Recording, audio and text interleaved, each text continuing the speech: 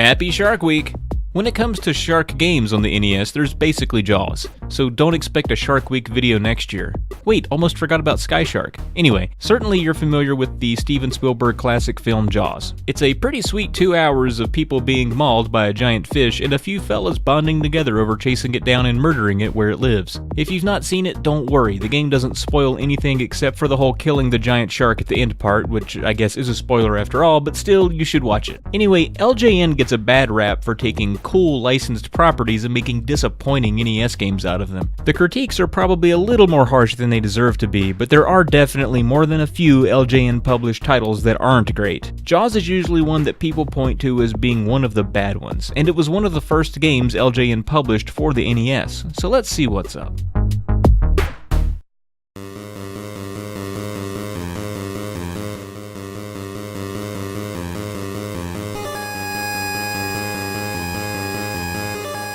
The video game of Jaws skips all of what makes Jaws a thrilling film. There are no scenes of beachgoers suddenly submerging in the ocean and leaving nothing behind but red, cloudy water.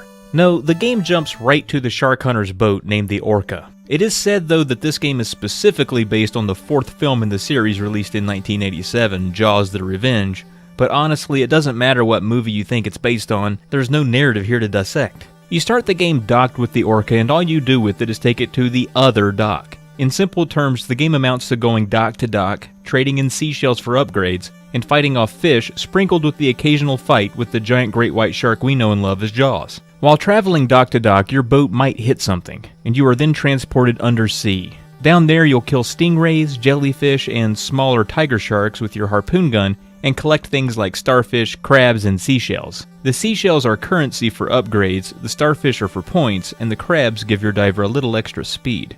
You know how crabs do. You should definitely try to grab up the crabs if you can, and points aren't as critical in this game, so focus mainly on the seashells at the beginning. Each time you're dropped in the ocean, it's really unclear how long you remain there, but you just keep killing or dodging the enemy sea life until it puts you back on the boat. The rays always travel in a straight line, so they're pretty easy to kill. The tiger sharks swim right for you, but are easy to dodge and just take a little extra firepower to kill. The jellyfish can get a little wily, and if there are a lot of jellyfish where you are, it's important to remain near the top and in the middle, then float off to the side and kill them and repeat. You might even want to let a few of those seashells go. There will be plenty of other opportunities for more. Getting too close to the bottom or to the edge ensure you'll be hit by one of them and you'll lose a life. Lose all your lives and the game is over.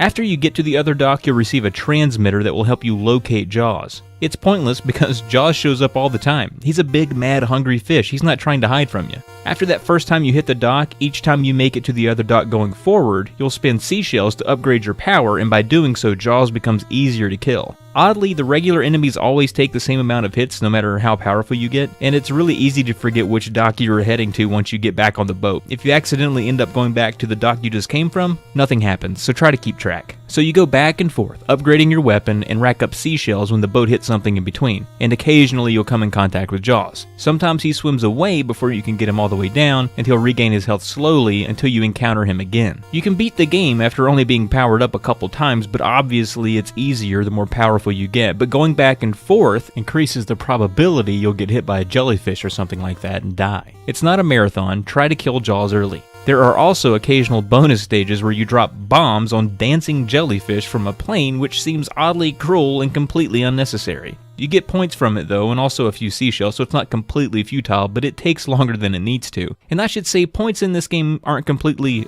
pointless, per se. If you get enough, you unlock a mini-sub that does more damage to the enemies, but it's not really necessary for beating the game, it's just neat. When facing Jaws, you'll notice he's not terrifyingly huge, but that's okay, he's bigger than the other sharks, you get the idea. He swims back and forth in a straight line, so he's easy to dodge, and if you swim to the surface of the water, he can't get you. You know, like how real sharks consider the surface of the water base? Yeah, a bit of an oversight in the game, but it's useful to go near the surface in a pinch. When Jaws' life is done, meaning you've shot him for probably almost 5 minutes straight at this point, now you have to spear him in the shark face with the front of your boat. The game cuts to this view and you have 3 strobe lights that get Jaws to come out of the water and twirl. You press A to use a strobe, but you have to make sure Jaws is in just the right spot to use it. If you use all your strobes and don't spear him, then he regains full life and you're back on the open sea again. No bueno. You don't want to hit the strobe when he's right against the orca, that's too close. He has to be a little bit away so you can actually hit him. Hit the strobe to make him twirl, and then B to plunge the spear into his giant shark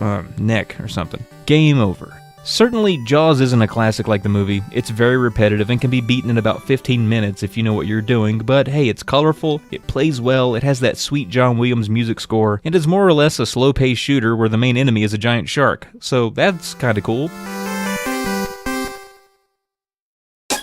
Well, that does it for Jaws on the NES. Not as bad as detractors think, but really nothing special either. I'd recommend it for anyone who has a spare hour one afternoon and wants this notch in their belt. Alright, stay away from cloudy red water, and thanks for watching.